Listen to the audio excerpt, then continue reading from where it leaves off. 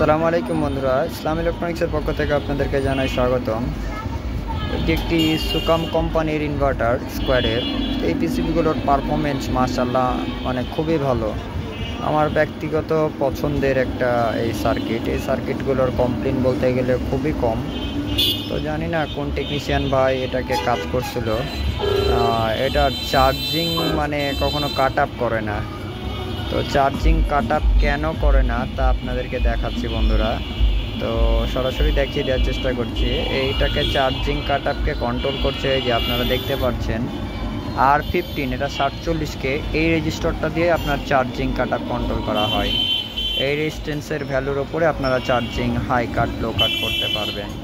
তো আমি মিটারে দেখলাম এই রেজিস্ট্যান্সটির প্রবলেম হয়েছে, একটু ভ্যারি হয়ে গেছে, মানে বেড়ে গেছে। এর জন্য সে চার্জিং কাট করছে, কিন্তু অনেক উপরে গিয়ে করছে। তো আমি শুধু এই রেজিস্ট্যান্সটাকেই পরিবর্তন করব। তো যে ভদ্রলোক কাজ করছিল এর আগে আপনারা দেখছেন, রিলে চেঞ্জ করছে, তারপরে হচ্ছে গোটা রিলের লাইনগুলোকে আবার টানা দিছে, মানে সোল্ডার করছে, কিন্তু তিনি পরিষ্কার করেননি। কেন জানি না। আমি ভাই ব্রাদারদের কাছে বারবার একটাই অনুরোধ, কাজ যতটুকুটাই করেন না কেন অবশ্যই কাজগুলো ফিনিশিং দিয়ে করার চেষ্টা করবেন। যে কাজের গুণগত মান, আপনারা হয়তো বা থিনার না ব্যবহার করেন, অন্তর্পক্ষে পেট্রোল ইউজ করতে পারেন, কেরোসিন ইউজ করতে পারেন। যদি তাও না পারেন তাহলে অন্তর্পক্ষে তো জেট পানি ইউজ করতে পারেন, সার্ফ এক্সেল, কোনো সমস্যা নাই। শুধুমাত্র সার্ফ এক্সেল দিয়ে আপনারা কাজ করতে গেলে মাইক্রো কন্ট্রোলটাকে খুলে রাখবেন।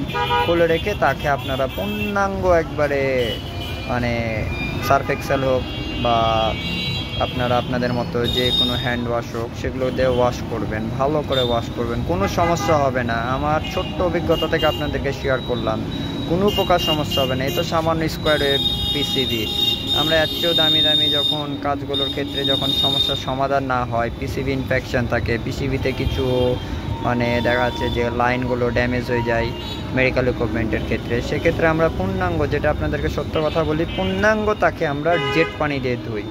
ধোয়ার পরে তাকে রোদে শুকায়, হটগান দিয়ে হিট করে তাকে পূর্ণাঙ্গভাবে শুকিয়ে তারপর আমরা ইনস্টল করি। তো ইনশাল্লাহ নেক্সট আপনাদেরকে দেখাবো। পেট্রোল ইউজ করবেন। তো এটা ছিল পূর্বের কাজ, আর আমার ভাই আগেই সেটাকে খুলে ফেলছে। মানে সব ভিডিওতে অ্যাকচুয়ালি ওরকমভাবে দেখানো সম্ভব হয় না। তো চলুন বন্ধুরা দেখি চার্জিং কাট আপ কেন হয় না। তো সর্বপ্রথম আমি তার এই 47Kটাকে ওপেন করে আরেকটা 47K লাগাবো। এটা এসএমডি প্যাকেজে আছে, আপনারা দেখতে পাচ্ছেন, এটা 47K। তো এই 47K লাগাবো। এইটার এই আইসি থেকে সবকে কন্ট্রোল করবে, ওভারলোড, অ্যাম্পিয়ার সব কন্ট্রোল করবে এই আইসি থেকে। LM358 এই তারপর R48 এই রেজিস্টারটার উপরে ডিপেন্ড করে আপনারা ওভারলোড সেট আপ করতে পারেন। তারপর আরও কিছু ক্যাপাসিটার আছে, যেগুলো ক্যাপাসিটার ভ্যালুগুলো যদি খুলে ফেললে অনেক সময় লো ব্যাটারি সিগন্যাল আসে, সেগুলো আপনারা করতে পারেন। তো এই ছিল বন্ধুরা, দেখি সামনের দিকে কাজটা করে তার আমার কাট করে কিনা। নতুন ব্যাটারি লাগানো সত্ত্বেও তার ব্যাটারি 15-এ চলে যাচ্ছে, কিন্তু অটো কাট হচ্ছে না। তো দেখি কাজের রেজাল্ট কী হয় বন্ধুরা, সামনের দিকে আগিয়ে যাই। এই যে বন্ধুরা, আমি তার পিসিবিটাকে খুব সুন্দরভাবে পেট্রোল দিয়ে ওয়াশ করছি, এখনও ময়লা আছে, আরও ওয়াশ করব। এই যে আমি তার 47K লাগাইছি। লাগানোর পরে তার কাজের রেজাল্টটা দেখি বন্ধুরা, যে তার চার্জিংটি কাট করছে কিনা। এই যে বন্ধুরা, অবশেষে আমার কাজটি সাকসেস হয়েছে। ওই যে চার্জিং সে ব্লিঙ্কিং করছে, মানে সে চার্জিংয়ে চলে গেল। এই যে অ্যাম্পিয়ার রিড করা শুরু করছে, ব্যাটারির ভোল্টেজ উপরের দিকে যাচ্ছে।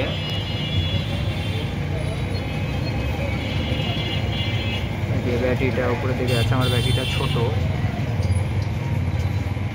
এবং ব্যাটারিটায় চার্জ ছিল। দেখেন বন্ধুরা, ব্যাটারিটা খুব তাড়াতাড়ি ওপেন, মানে চার্জ ফুলের দিকে যাচ্ছে। ওই যে অ্যাম্পিয়ার, এই যে চার্জিং ব্লিঙ্কিং করছে। চার্জ ফুল হয়ে গেলে সে স্ট্যান্ড বাই হয়ে থাকবে। আগের 24 আওয়ার, এই যে চার্জ ফুল হয়ে গেছে, সে স্ট্যান্ড বাই। এই যে দেখেন বন্ধুরা, চার্জ ফুল হয়ে গেছে, সে স্ট্যান্ড বাই এবং অ্যাম্পিয়ারটাকে কমাতে শুরু করছে। এই যে বন্ধুরা, এখন 12 থেকে ওই 11 থেকে 10 এরকম করতে করতে সে কমতে থাকবে ব্যাটারিটা, মানে অ্যাম্পিয়ার কমতে থাকবে, শুধুমাত্র 47K একটি রেজিস্ট্যান্স ফল্টের কারণে সে চার্জিং অনবরত হয়ে গেছিলো। অ্যাকচুয়ালি রেজিস্ট্যান্স ফল্ট হয়নি, রেজিস্ট্যান্স ভ্যালু চেঞ্জ হয়ে গেছিলো।